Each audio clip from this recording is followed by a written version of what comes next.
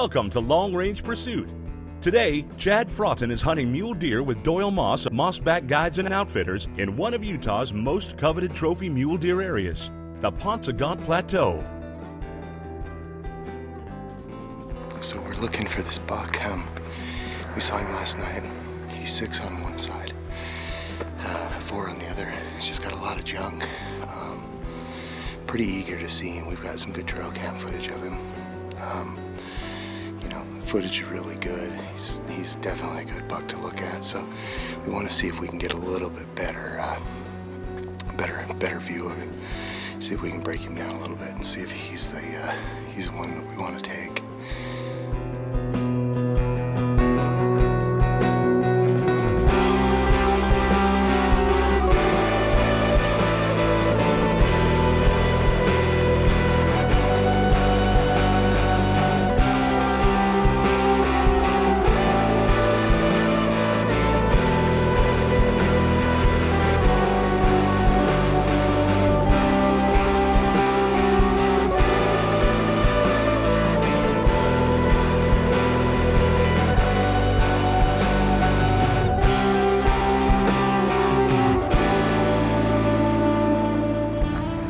So we've got 7 bucks in here.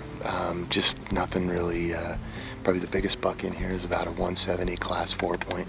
Really nice buck, but not the buck we're after.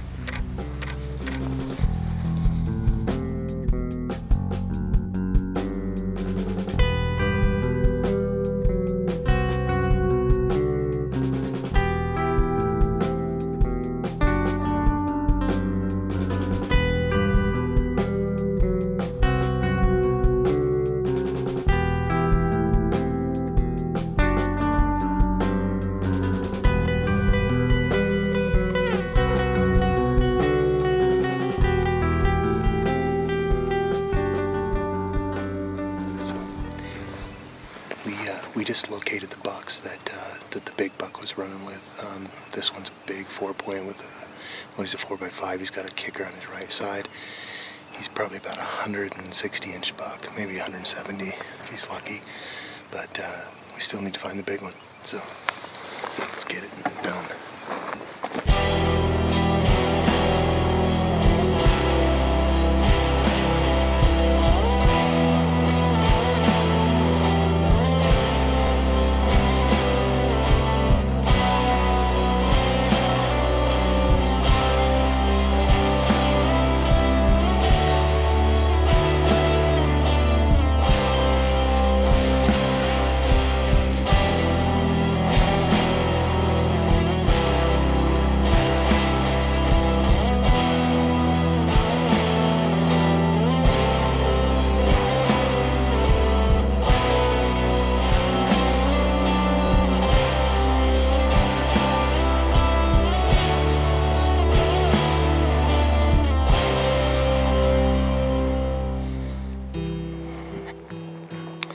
We found him, obviously, right at the last minute of shooting, and we had him at 175 yards.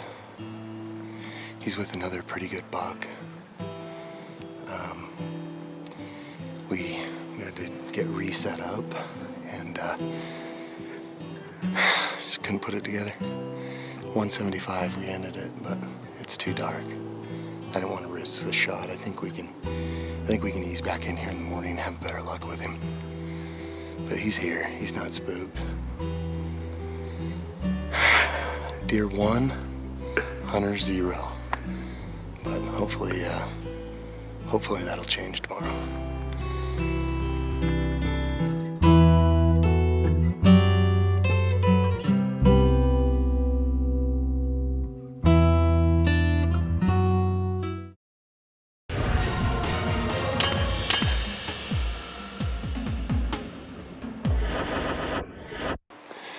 So it's day 2, morning of day 2.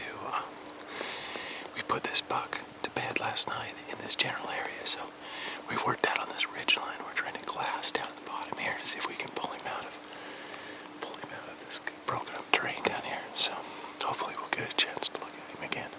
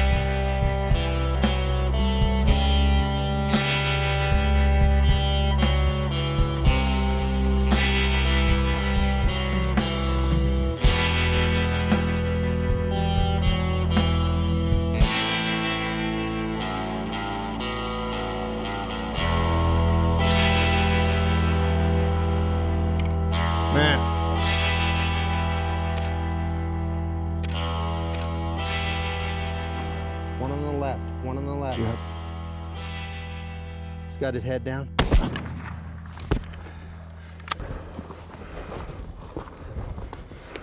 Smoking deer. He is a smoking deer. I think we just put a good round into the big one. He jumped. He jumped really, really well. I think I hit him pretty good. A little bit tough to see him. There's some more deer in there, which always worries me because sometimes those other deer will give him encouragement to get back up. So we're not going to play. We're going to play it really safe and see if we can get over there and get another look at him and see if he's down.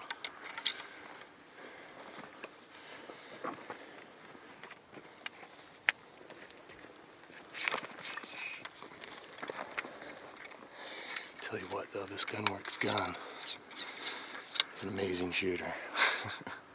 That was 150. The Night Force optic. That was a good shot, I think. On today's shooting demonstration, we're going to show the effect that altitude, temperature, or air density, and shot angle can have on your windage hold downrange. Now, in the past, we've always run those fixed yardage turrets with a 10-mile-an-hour wind hold fixed onto those.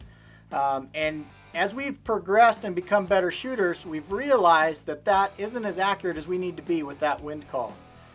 Essentially, that 10-mile-an-hour wind hold is only good for that specific elevation and temperature. Whenever you go outside of those realms, or you change your air density, your elevation and your temperature, or shot angle, or compound all three together, that changes your shoot-to range or your windage hold as well. So how we're going to demonstrate that today is we're going to zero the gun here down on our shooting range at 4,000 feet, and then we're going to take that up on the mountain to my favorite shooting spot at over 10,000 feet, and we're going to throw all these variables into the shoot-to equation. Our temperature and altitude, which is our air density, and we're also going to throw in some angle to our shot. Now what that's going to do is that's going to change our shoot-to range, which is in turn going to change our windage hold. And we're going to show you the effect that different windage hold is going to have on your system and why we don't use the fixed yardage and windage turrets anymore.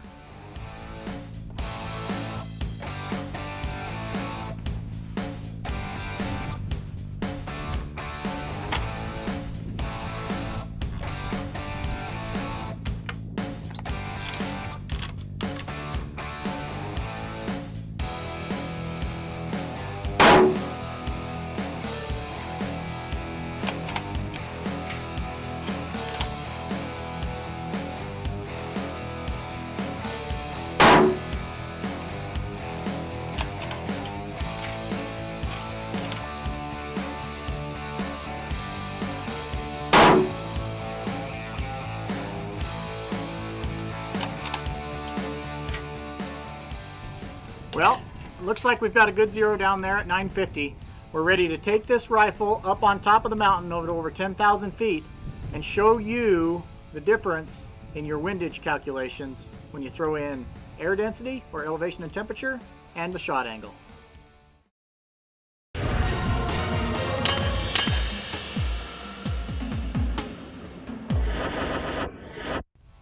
All right, we've made it up here into my favorite shooting spot. We are at exactly 10,410 feet up here. We've got a good 8 to 10 mile an hour wind right now. And so these are perfect conditions to test our windage hold at longer distances. So what we're going to do up here is I'm going to shoot 3 different groups. I'm going to shoot a group downrange using no windage correction. Just shoot a group and it's going to end up wherever the wind blows it. My second group I'm going to shoot is a group using a fixed yardage turret with a 10 mile an hour windage mark on it. And then the third group I'm going to shoot, I'm going to use the correction that the BR2 rangefinder gives us. Now, the special thing about the rangefinder is it's actually figuring in the altitude and temperature or the air density and the shot angle into your windage solution. So we'll see how close we can get to the bullseye with this. So what we're going to do is shoot the 3 groups. I'm going to get in behind the gun and get one more wind dope on it, and then we're going to send some rounds downrange.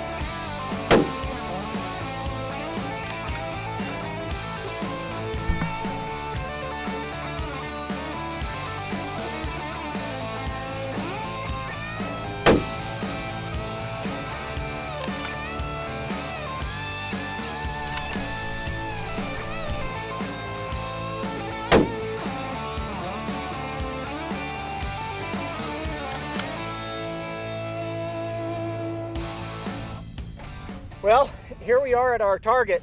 You can see we've got a couple good groups here.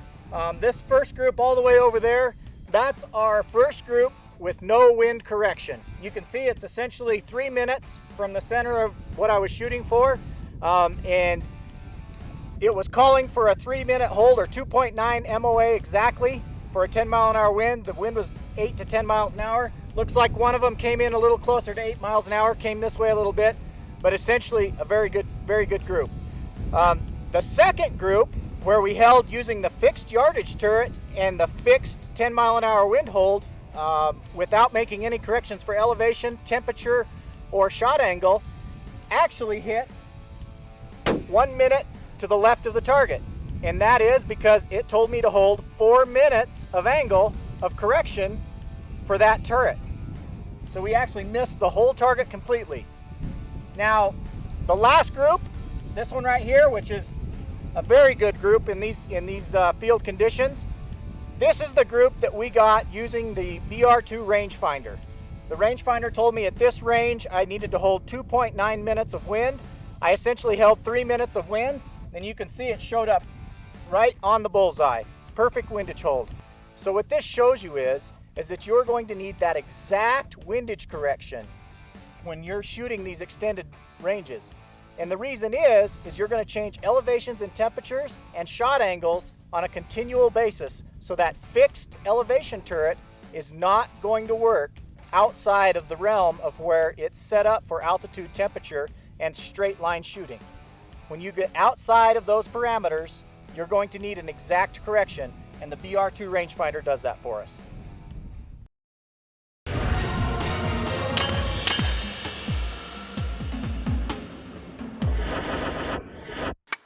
That was a good shot, I think. Okay.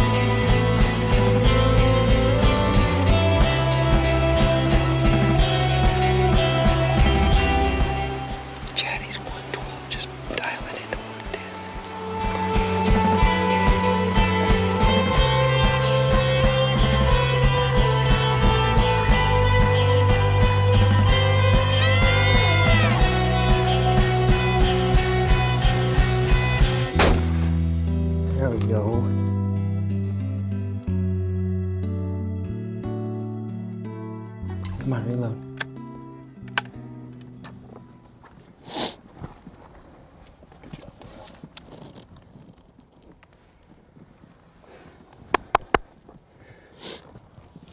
He's got a good hit on him. Maybe a little far back. A little bit far back, for sure. We'll reload. Go ahead. What an amazing deal. We see that buck from a long ways away after we'd nicked him this morning. Came over here, came underneath these cliffs, popped up and bedded in this really thick oak. We stalked it here and glassed up his antlers, and Chad put about a 110-yard shot on him, and he's a beautiful, beautiful buck. This is honestly though, this is at the point where, like, this is why you hire Doyle Moss, because he gets it done. Even when I didn't get it done. I mean, I should have had him this morning. I don't know, we hit him, but not hard enough. But I mean, within 30 minutes, Doyle relocated him, pulled him out of the brush, and I've saw it done time and time and time again. He's the best in the industry, period. Look at him, Chad. Broke off a little bit of his cheater. He pounded him that last shot. Yeah. There we go.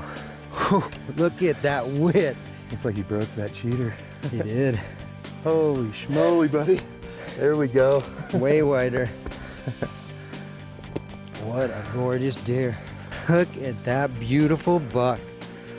Holy That's what it's all about right there, huh? Yeah, it is. Look how wide that pig is. He is wide. Look at all these extras on the back, extra on his beam. Yeah. Cheater over there. You pounded him that. The second one there. The way he hunched up, I thought it was more a little bit farther I did back. too. I thought it was maybe back in here. But that's that, you know, that bullet. I mean, it just passes through. That's why I thought when he wasn't bleeding so much today, I thought, well, we're still going to get him. But We did. we did. Just had to put more pressure on you, brother. I'm sorry about that. Jeez. But what a nice buck. Pretty. Blading. Thank you, Doyle. Some extras. Yeah, he's a good one. Getting Lots of propped up character, my friend. Yep.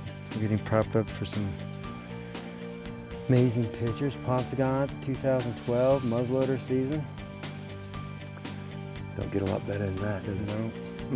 Hunting apparel for long-range pursuit provided by Sitka and Kenetrek Boots of Montana. License applications made through Cabela's Tags.